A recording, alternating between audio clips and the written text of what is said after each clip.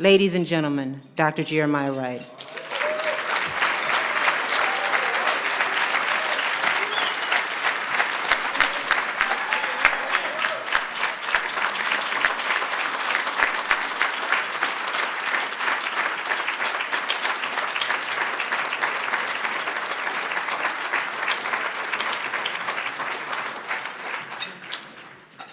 Thank you so much, Frida, and to Steve Spreitzer, to the Michigan Roundtable family, to our guests, to our panelists, our presenters, and our partners. I knew Frida as one of my play daughters for many, many years, but it was not until 2001, in the summer, before her dad died, that I found out how much she loved me. And she had nothing to do with it. It was something he said to me. I spent the afternoon with him in their home on Leslie, and Doc was on a walker. And at the end of our time together, Dr. Sampson said to me, "Jeremiah, there are two things I've always appreciated about you. I'll just share one of those two with you." I said, "What is that, Doc?" He said, "You're the only preacher that gets my daughter Frida to go to church during the week. She won't even come across town to hear me when I'm preaching." I thank her, I thank the Michigan Roundtable for this invitation. The power of story for social change. Dr. Alan Buzak and Dr. Curtis DeYoung have written a life-changing book that I recommend to all persons who are serious about the power of shared community experience and the healing power of stories. The title of their book is Radical Reconciliation, and it is a critical examination, refreshingly, of what true reconciliation means. Using the Hebrew scriptures, the Christian scriptures, and the experience of the South African Truth and Reconciliation Commission as the lenses through which to envision a new path toward healing and wholeness for a bruised and broken community, radical reconciliation deconstructs the myths and the fairy tale perceptions surrounding the Truth and Reconciliation Commission. It details the struggles, the political infighting, the hidden agendas, and the use and abuse of religion in putting together that commission, and it shares the lessons learned from that experience while pointing the way for others who are committed to social justice, committed to equality and equity, and committed to constructing a society free of hatred, discrimination, prejudice, and privilege, a society where all persons are valued, all faiths are respected, and all races are recognized as equal in the sight of God, a society where all persons can find what Howard Thurman called common ground, and a society that Martin Luther King Jr. called the beloved community. Buzak and DeYoung describe how the framers of that commission intentionally tagged Bishop Desmond Tutu to head the commission in an attempt to use him to keep the proceedings tame and superficial, covered with a veneer of respectability and spirituality, so that the country could move on Rodney King style, can't we all just get along, and put its ugly racist past of apartheid behind it.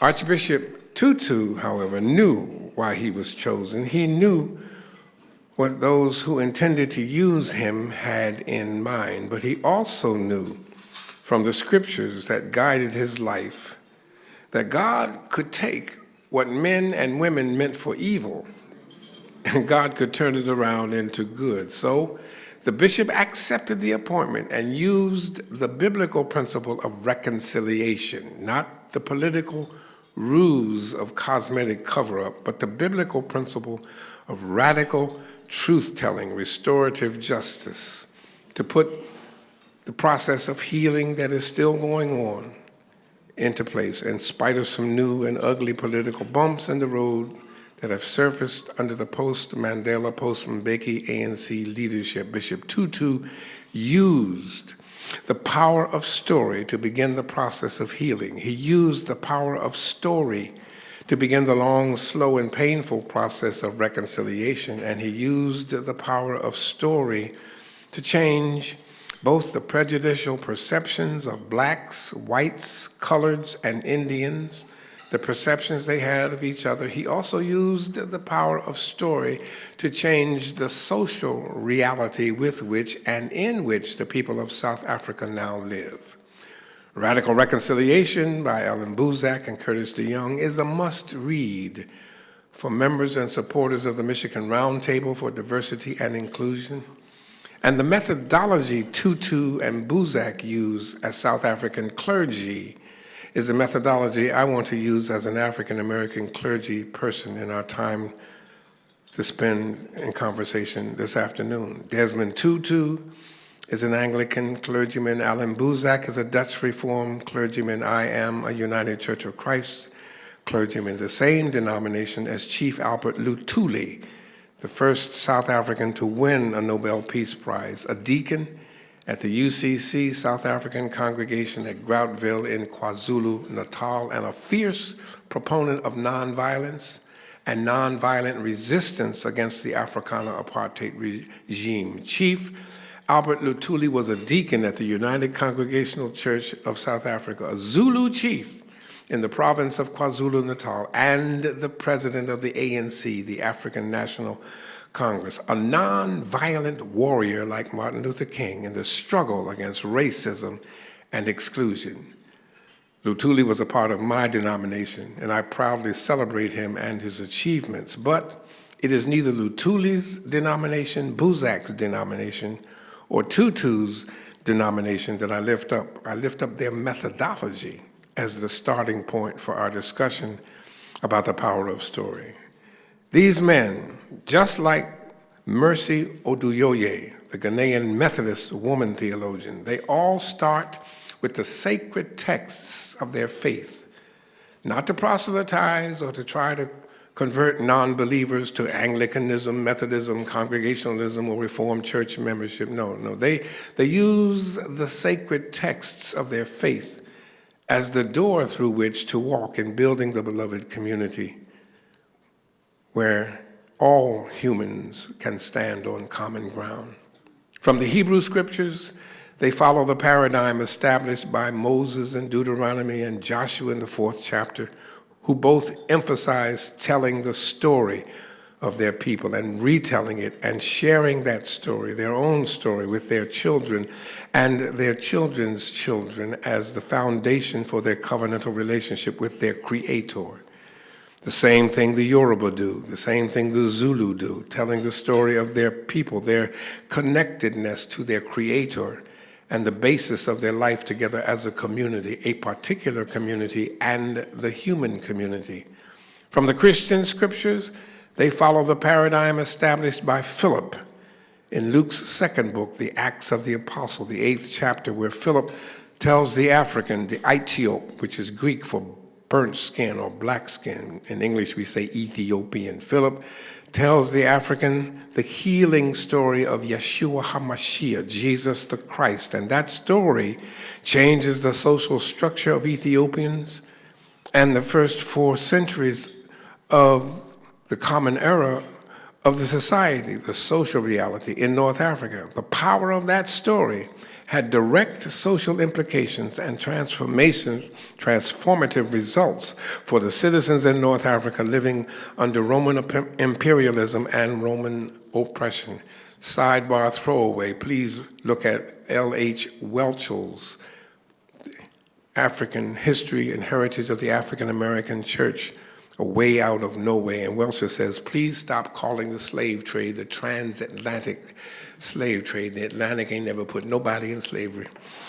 It's the European slave trade.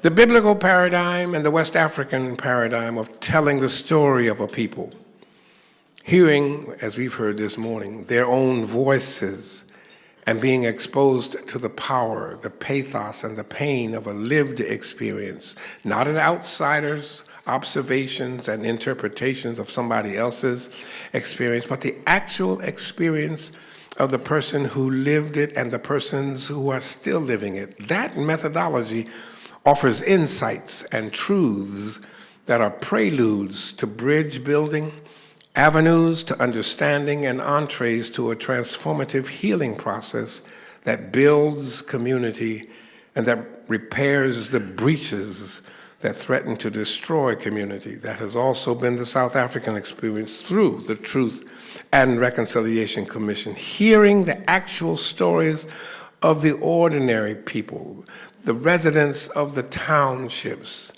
We heard Brenda this morning.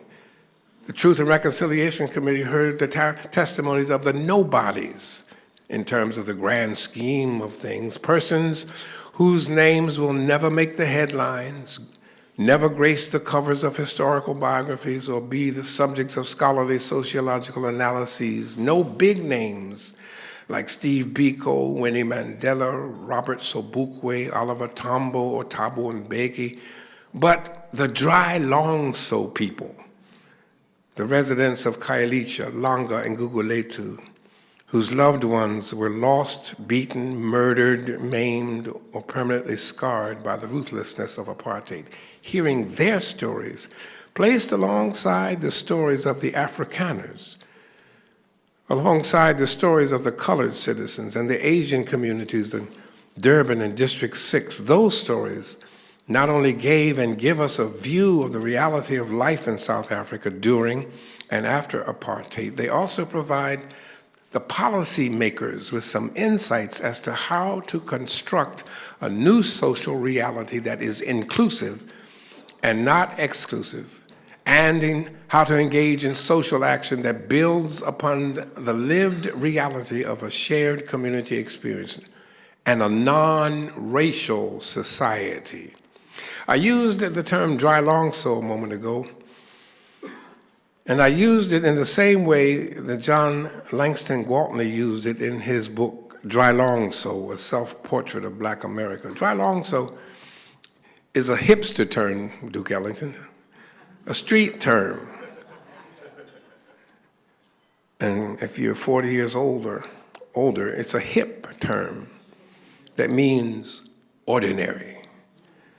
A decade after the civil rights movement was over, Gwaltney in 1980 went to the ordinary people to ask them about the civil rights movement and the Black consciousness movement. All the journalists, the reporters, the authors, the researchers, the sociologists, the cultural anthropologists, and the social workers sought out the big names, Martin Luther King Jr. III, Andrew Young, Walter Fauntroy, Wyatt T. Walker, Dr. King, Septima Clark, Rosa Parks, Fannie Lou Hamer, Jesse Louis Jackson, Kwame Ture, Minister Farrakhan.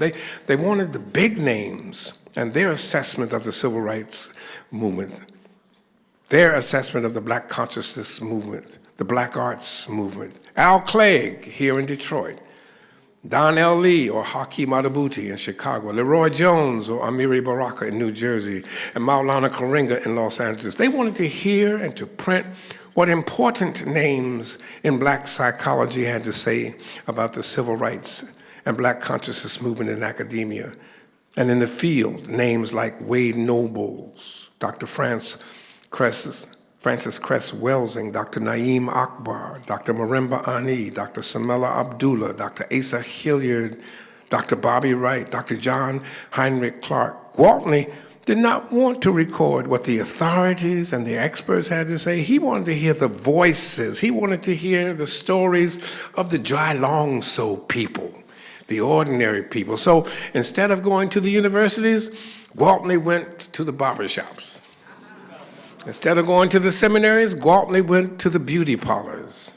Instead of going to the annual meetings of the Association of Black Psychologists, the Association of Black Social Workers, the National Bar Association, the National Medical Association, or ASCAC, the Association for the Study of Classical African Civilization. No, Gwaltney went to the nail salons, the taverns, the pool halls, and the street corners to ask the ordinary people to talk about life as a black person 15 years after the civil rights legislation had been passed, 12 years after James Cone's black theology and black power, 12 years after James Brown's Say It Loud, I'm black and I'm proud, 12 years after John Carlos and Tommy Smith raised the Black Power salute in the Mexico City Olympics after winning the gold and bronze medals, 15 years after Malcolm X, El Hajj El Malik al-Shabazz was murdered. Gwaltney, one of the voices and the stories of the ordinary people, the dry long so people, not the experts. It is an eye-opening and heart-wrenching work that Gwaltney published, incidentally. Much like the stories from the dry long so people, the ordinary people in the townships of South Africa, where tourists rarely go, and where no PR photo op hype touts a new South Africa with the familiar face of Madiba, Nelson Mandela beaming from a poster, and hiding the grinding poverty that is still a reality almost 20 years after the legal structure of apartheid was dismantled. Those stories, I repeat, those stories of the ordinary people in South Africa, not only give a view of the reality of life, as my grandchildren would say, I mean a for real view. Those stories also provided the policymakers with some insights as to how to construct a new social reality that is inclusive and not exclusive, and to engage in social action that builds upon the lived reality of a shared community experience and builds upon the promise and the hope of a non-racial society. Please read Buzak's Radical Reconciliation for a much more in-depth explanation of non-racial. Non-racial is nothing like the mythical illusion of a so-called post-racial society, some term that some journalists dreamed up. Nor is non-racial the wishful thinking of a so-called age of colorblindness. Please read Michelle Alexander's The New Jim Crow to see that myth deconstructed with precision and fact. Non-racial means no South African gives up his or her racial or ethnic identity. Ndebele's remain Ndebele, Zulus remain Zulu, Sutu remain Sutu, Tsongas remain Tsonga, Tswanas remain Tswanas, Vendan remain Vendan, Xhosa remain Xhosa, and Afrikaans remain Afrikaans, Khoi remain Khoi, San remain San, and Khoisan remain Khoisan. Each race retains its specificity, but no race is privileged above some other race. The stories of the people help to create and construct the possibility, the promise, and the hope of a non-racial South African society. That is one instance of the power of story for social change. Gwaltney's methodology, similar to the South African Truth and Reconciliation Commission's methodology, is built upon or patterned after the slave narratives collected by the Works Progress Administration, name later changed to Works Projects Administration back in the 1930s. The WPA Slave Narrative Collection is a massive compilation of slave narrative stories that the Federal Writers Projects of WPA amassed between 1936 and 1938 in 17 different states. Over 10,000 typed pages, over 2,000 interviews like Solomon Northrup's 12 Years a Slave. Stories of formerly enslaved Africans, children, grandchildren, and great-grandchildren of formerly enslaved Africans. Stories of African-born people, stories of children of African-born people who were born in the Caribbean islands, stories of children of African-born parents who were born in Central America, South America, Mexico, and Canada, stories of children and grandchildren of an African parent or an African-American-born parent and a European parent, Spanish fathers, Dutch fathers, French fathers, Creole fathers, Gullah and Geechee mothers, grandmothers, and nanas. Those real tapes transformed and transcribed into typed pages with ethnographers trying to decipher African English, African combinations of Chui, Ga, Fanti, Ibu, Yoruba, French, Spanish, Dutch, Gullah, and South Kenana English, with Geechee thrown in. Those stories tell the truth about life as an enslaved person, life in a country that saw you as property, life after the Dred Scott decision, which said the Supreme Court, you were not only a non-person, you also had no rights in this country that any white person had to respect at any time, anywhere. Those stories of the people who lived that reality, not the scholars who studied their conditions, but the stories of an enslaved people who never lost hope in a God who was greater than all of their haters. Those stories point the way for us, or at least for me, for healing and for the building on common ground of a shared community experience which approaches both the beloved community of Martin Luther King and the Ubuntu of the Zulu and the Xhosa. I will explain Ubuntu in a few moments. The biblical paradigm and methodology of telling the story, both in the Hebrew Bible and the New Testament Acts account, the Truth and Reconciliation Commission's paradigm and methodology of telling your own story, John Gwaltney's paradigm and methodology of letting the dry long so people, the ordinary people, tell their own story, the Works Project Administration's invaluable collection of the stories of enslaved Africans, and the stories of the descendants of those who were snatched from their homelands, Africans in diaspora, Africans in the Black Atlantic, as it is called, and what Chancellor Williams reminds us about the importance of story. In Chancellor Williams' book, The Destruction of Black Civilization, Williams records in his opening pages an exchange between a traveler in West Africa and an aged griot that the traveler encountered. The traveler asked the griot, "Whatever happened to the people of Sumer? The sacred stories I have heard say that they were black. Whatever happened to them?" The wise old griot thought for a moment, stroking his beard with a faraway look, almost a glazed eye look in his. Then he smiled and said, they forgot their story, and so they died.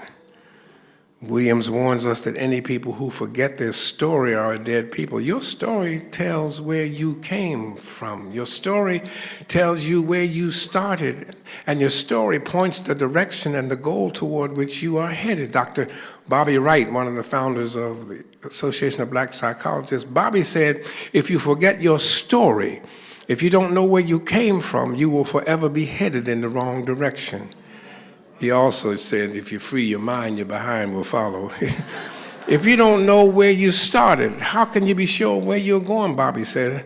And Africans, Bobby always reminded us, did not start in slavery. Their story does not start in slavery. African Americans did not start in slavery. Africans in diaspora did not start in slavery. The African story does not start in slavery. Any people, says Williams, any people who forget their story are a dead people. Your story is the narrative of a lived experience, and your story points the direction in which and the goal toward which you are headed. What Chancellor Williams reminds us about the importance of story, what the Works Project Administration's invaluable collections of stories show us, what John Gwaltney's paradigm and methodology show us, what the Truth and Reconciliation Commission's paradigm and methodology show us, and what the biblical paradigm and methodology show us, they all come together synergistically for me when I consider the importance of story and the story of my family and the story of my people. I grew up hearing the story of our people, the story of our sojourn, and the story of our struggle for equality and equity in this strange land, to use the 17th century biblical language from Psalm 137. How can we sing the Lord's song in a strange land? My father was a student of Dr. Carter G. Woodson, the founder of Black history in the United States. but how my father got to be a university student and the perspective that he brought away from his studies with Woodson are both crucial parts of my story, our family's story and our faith in God who overcomes evil. Pieces of a foundation upon which to build a community of Ubuntu. Let me share with you the perspective. Let me start there with the perspective first before going to my dad's pilgrimage. The perspective that my father brought away from his time with Carter G. Woodson is that we did not and we do not define ourselves from the vantage point of a deficit. So many studies from Moynihan to the bell curve start from and operate on the assumption that there is something wrong with black people, deficit. Something wrong with the black family, deficit. It's matriarchal. No, it's matrilineal. Matriarchal, deficit. Absent fathers, deficit. Emotional, not rational, deficit. Good athletes, but not good scholars, deficit. Irresponsible, deficit. Born criminals, deficit. Dr. Khalil Gibran Muhammad, curator of the Schomburg, shows masterfully in his book, The Condemnation of Blackness, how the racist field of sociology at the end of the 19th century and over into the 20th century branded blacks as criminal on the basis of how dark they were. Deficit. The darker the person, the more apt they were to engage in criminal behavior. Deficit.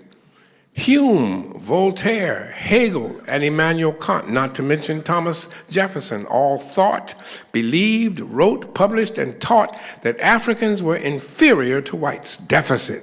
I read as recently as yesterday that Heather McDonald, a National Review online writer, concludes that black children, black school-age children, have weaker impulse control when compared to white children, and that justifies suspending and disciplining black children more severely in schools, elementary and preschool. Deficit. And Carter G. Woodson taught my father back in the 1930s what Lonnie Guinier wrote about in 2002 in her book, The Miner's Canary. As you all know, miners who work below the ground deep in the belly of the earth, in mountains, subterranean vaults, and miles-long interconnecting tunnels, a dangerous occupation. When miners go into the mine, they take a canary with them. And they tie a string to the canary's leg, with the other end of the string tied to a pole. The canary is trapped there, and the canary's primary purpose is to serve as an early warning system. If any lethal gas or toxic fumes start to seep out from the rocks as the miners dig deeper and deeper into those caverns, the canaries know before the miners know, and the canaries keel over and die, while the miners cannot detect any odor, any smell, or any danger. When the miner looks and sees that the canary is there, the miner gets out of there as quickly as possible. Guinier argues that black people in America are just like the miner's canary. When anything goes wrong in America, substandard housing, unemployment, environmental injustice, toxic waste dumps, water unfit to drink, factory spills, radioactive waste material, garbage dumps, crime-ridden areas, crack houses, public housing, absentee landlords. When anything goes wrong in this mine, M-I-N-E, called America, blacks, like the canary, are the first to be affected negatively. After all, deficit thinking says they are inferior. They need to be more responsible. They need to work harder. They need to take care of their single-parent children with no jobs and no hope for employment. And when the canary keels over, what happens? Moynihan does a study on the canary. Gore Vidal writes his observations about the canary. The bell curve explains the mental inferiority of the canary. Psychologists write books on the pathology of the canary. Sociologists analyze the irresponsible family systems of the canary. Even African-descended presidents come up with programs on how to fix the canary. Ain't nothing wrong with the canary. Fix the toxic system you have trapped the canary in, tied the canary to, and then told the canary to sing. Carter G. Woodson taught my father our story. We do not start from a position of deficit thinking. It ain't us, it's the system that is toxic. Fix the system. Africans survived and thrived in spite of toxic circumstances. That is the perspective Carter G. Woodson taught my father. And in telling me our story, my father told me that there is no subject taught in any school that you cannot master, Ramona Chapman, so don't ever let me hear you say, I can't. The pilgrimage that got my father under the wings of Dr. Carter G. Woodson, Carter G. Woodson had an earned PhD from Harvard. 1908, he got a master's from the University of Chicago. 1912, a PhD from Harvard, a black man. That pilgrimage that led my daddy to Woodson is even more powerful for me because his father, my paternal grandfather, was the son of a slaveholder and an enslaved African woman. The slaveholder told my great-grandmother to have an abortion, get rid of that bastard child growing in her belly, but she would not. When he was born, my grandfather, his biological father, took him, went way out in the woods and chained him to a tree, an infant, and left him there to die. A stranger came along, cut the chains, and raised my grandfather on his farm. My grandfather only went to the 3rd grade, but he was more intelligent and a whole lot wiser than many of the professors I ran into in graduate school. And my grandpa Jim told my father his story. Not so that he could hate the man who had tied him to a tree and tried to kill him, but so he could learn early in life that there are no circumstances, no deficits life can bring your way that cannot be overcome. God can overcome evil, love can overcome hate, education can overcome sharecropping, and God can overcome any weapon that is formed against you. This is the story that shaped my life. A story that taught me about a community held together by God. When my father finished high school, my grandfather, with his 3rd grade education, packed a suitcase from my father, put it on the back of his pickup truck, put my father inside of his pickup truck, and drove my father to the campus of Virginia Union University where Dr. Carter G. Woodson was teaching. He gave my father all the money he had in the world, all the money he had to his name, 25 cents a quarter. Had no idea what college cost. Told my father, take this, get a college education so you can go further in life. Then I was able to go. And so my father worked a semester to make money to pay tuition for a semester, worked another semester to earn money to pay tuition for another semester, worked another semester to earn money to pay tuition for another semester. It took him 7 years. But he graduated from Virginia Union University with a Bachelor of Theology, a Bachelor of Arts, and a Master of Divinity in 1938, moved to Philadelphia, earned a Master of Sacred Theology from the Lutheran School of Theology, the first African American to do so. Why? How? Because the story that shaped his life taught him that there are no circumstances, no deficits life can bring your way that cannot be overcome. His story was a story that taught him he was a part of a community that was held together by God. Now, that's only the paternal half of the story that shaped my life. The maternal side is equally fascinating. My mother's father was born on a plantation in Henderson, North Carolina. He was not allowed off the plantation until he was 20 years old. And at 20 years of age, he left the plantation with no education whatsoever, a skilled tobacco farmer, but no education. So at 20, he went to grammar school, finished high school, finished college, and in 1902, he graduated from the School of Theology at Virginia Union University with his Master of Divinity. His diploma is in my study today.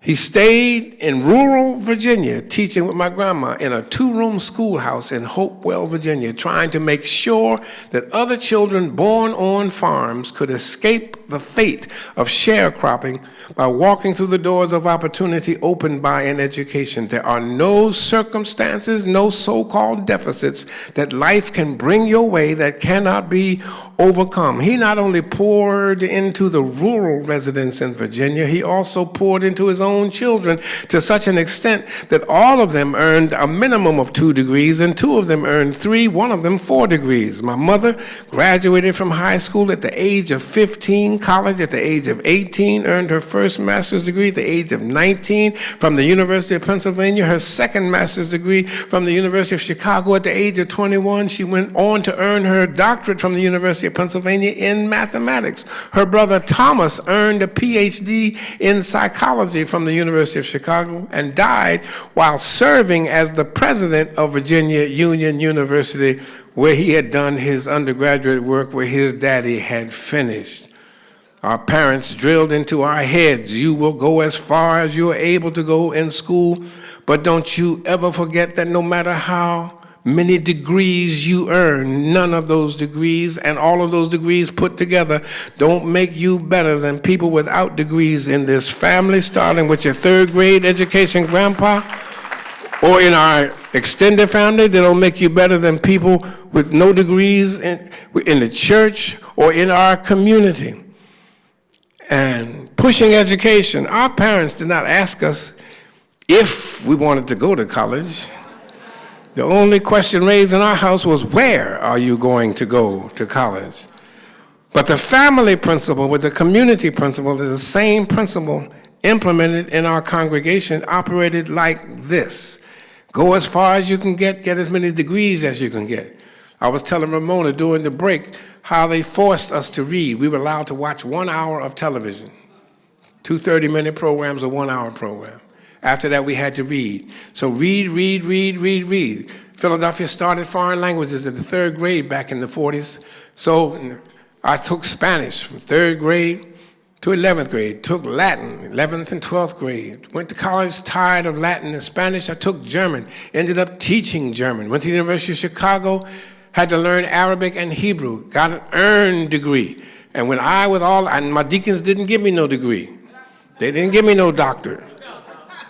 DD means deacon donated. No, I earned my degree. But when I would come into the family setting with all of my degrees, and my grandfather with his 3rd grade tobacco farm education say, boy, I say, yes, sir. Why? Because them degrees don't mean nothing in the family. They don't mean nothing. Degrees have to do with how you make a living. Your family has to do with how you make a life. That was the story they shaped.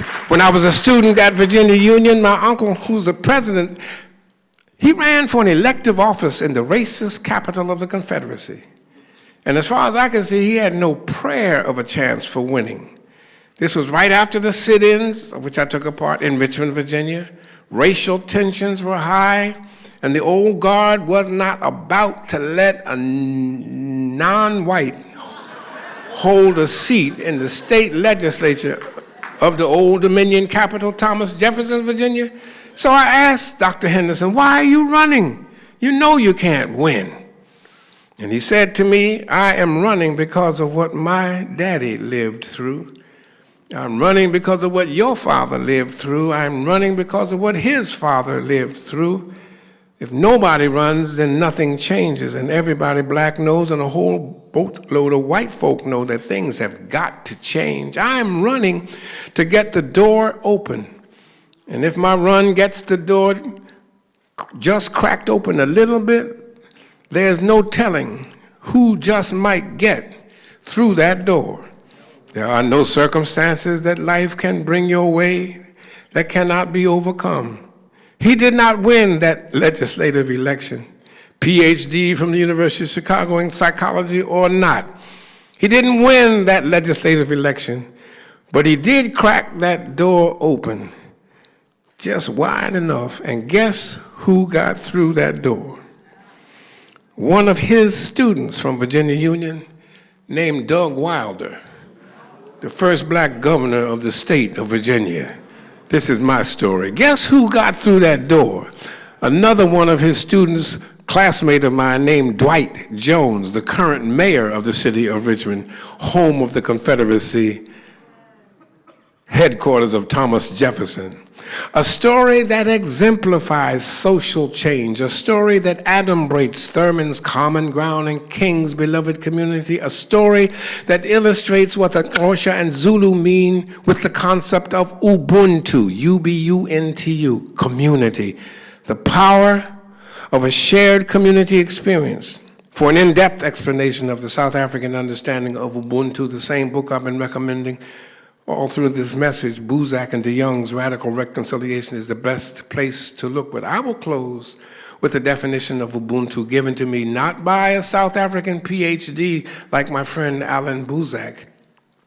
I'll close with the definition given to me by a young tour guide from a township near Cape Town, the township of Langa, a tour guide with no college education, and a name that will never make the headlines, Tondo Makeni.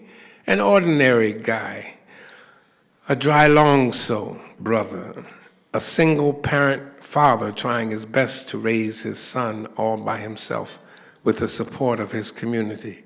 He makes more from his tour guide tips than he earns from the tour guide company.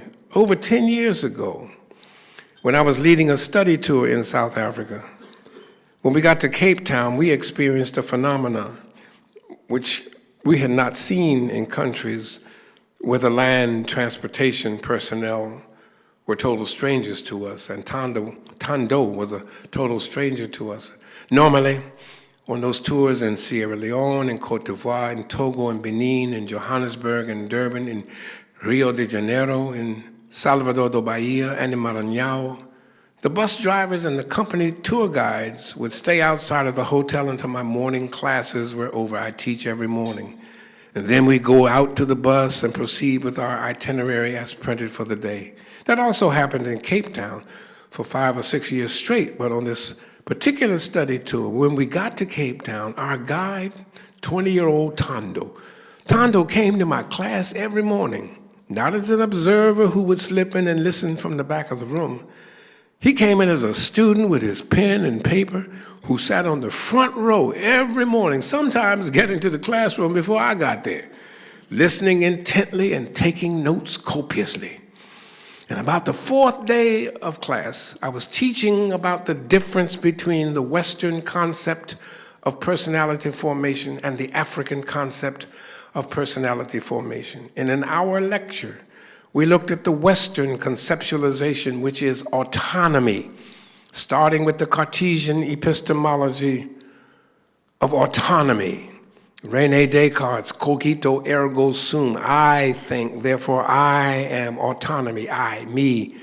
Examining Camus' I rebel, therefore I am autonomy, I, me. Coming up through Invictus, its bold affirmation, I am the master of my fate, I am the captain of my soul, I, me, my autonomy.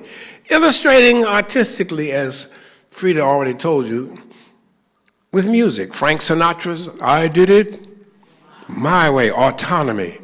And the Isley Brothers, it's my thing. Do what I want to do, autonomy. And then we compared the Western concept of personality formation with the African concept of personality formation, which is not autonomy, but community. You have no identity outside of the context of community. Your councilwoman this morning ended with a Mayan saying, which is all saying the same thing, that you have some of me and you, I have some of you and me. Now, John Mbiti, the Kenyan theologian, I said in the class, expressed community this way: I am because we are, and because we are, I am. I am who I am because of those to whom I am connected, my community. Because of those to whom I belong, my community. We had a good class that morning. We even had some fun, as I reminded what I've reminded members and congregants at Oak Grove and at Hartford Memorial of the older students my age, of how the African American community kept some of those African traditions alive in the Black Atlantic, even in the United States of America. You are identified by your community. Ain't you married, boy? When we dated and when we courted, I would like to tease my hip-hop kids because they all watching Beyonce pull up. This dude pulls up to the car, you must not know about me, blows the horn and she runs out. That ain't how we courted in my day. No. You don't pull up, blow the horn, you get out the car. Go up to the door, knock on the door, ring the doorbell, take off your hat or your do-rag, sit down. Because they want to know who your peepers are. Where your mama go to church? Your daddy got a job? You got anybody crazy in your family? You are defined by your community. Well, later on that same morning, when the women in our study group were engaged in what my wife calls retail therapy, Tondo came up to me in downtown Cape Town, outside of the cathedral where Bishop Ndungane was the rector, the same cathedral Archbishop Tutu had been assigned to. And Tondo asked me, you want to know how we say what you said this morning in Zulu? I said, what part of what I said this morning? He flipped through his notes. He said, Mbiti from Kenya, I am because we are, and because we are, I am. I said, well, how do you say that in Zulu? He said, you're absolutely right. In Zulu culture, in Shangaan culture, in Xhosa culture, and in Tswana culture, we get our identity from our community. And here's how we say this in Zulu. Umtu, U-M-N-T-U. Ngumtu, N-G-U-M-N-T-U. Ngabantu, N-G-B-A-N-T-U. Umtu, Ngumtu, Ngabantu. I'm going to feel like I accomplished something today, so I'm going to teach you these 3 Zulu words so you can go home and say, I learned some Zulu today. Say, Umtu, Ngumtu, Ngabantu. And here's what that means. Umtu, an individual. Ngumtu can only be fully human. Ngabantu, by virtue of being in relationship with other human beings. Then he said, what the most important part of that maxim, Pastor Wright, being the last 3 letters, Ntu, N-T-U. And each of those words, same 3 letters are found at the end of Ubuntu, community. He said, do you know what Ntu means? I said, Tondo, I know Sani Bonani, I know Mulweni, I know Siyabonga. That's the extent of my Zulu. Tondo said Ntu is one of the words for God, the breath of God. The same thing your scriptures say, that God breathed into the nostrils of humans God's breath and they became living souls. Ntu, an individual has no existence without the breath of God. Ngumtu, it is impossible to be fully human without the breath of God. Ngabantu, we cannot be in relationship with each other and with other human beings without the breath of God. We cannot be a community of persons made in the image of God without the breath of God. God is the glue that holds the human community together. There are no circumstances that life can bring our way that cannot be overcome by the power of God, the breath of God. That power of God within us can enable us to build a community where diversity and inclusion, integrity are not an oxymoron, but a source of strength and an opportunity for growth. Thank you for your time during this lunch hour.